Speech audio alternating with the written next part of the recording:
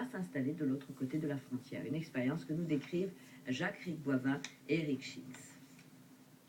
C'était une solution provisoire et au fil des ans, ces préfabriqués ont bien rendu service à l'école bilingue de Bindernheim. Pour plus de 50 enfants, l'enseignement en français et en allemand se faisait de plus en plus à l'étroit, alors même que 15 km plus loin en Allemagne, l'école de Kappel était victime d'une natalité allemande en berne. Tout est serré, quoi. Je veux dire, les enfants, ils arrivent à peine à bouger. Donc du coup, quand on a vu là-bas la cour, on s'est dit, youhou, on va avoir plein de place. Les écoles ABCM pratiquent le bilinguisme français-allemand à part égale avec le soutien de la région Alsace.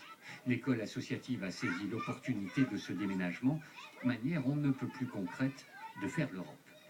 Ils ont entendu par leurs parents beaucoup de choses et ils se réjouissent d'avoir une belle école avec des équipements sportifs, du matériel plus adéquat. Ils sont très contents.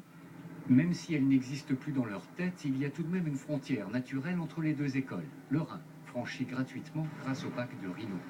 Les parents français ont réglé les problèmes de déplacement, ce sera du covoiturage.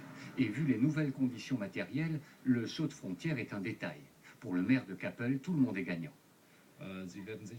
Chacun va y trouver son compte. Les enfants, bien sûr, mais aussi plus tard les employeurs. Pratiquer couramment deux langues, c'est un plus pour trouver du travail, c'est un plus sur le marché de l'emploi. Dans quelques semaines, ces candidats à l'expatriation scolaire diront Auf Wiedersehen Frankreich. Mais attention, l'école a beau s'installer en Allemagne, elle restera strictement de droit français. Et toujours à propos d'éducation, sachez que tous les candidats au concours d'entrée aux écoles agronomiques et vétérinaires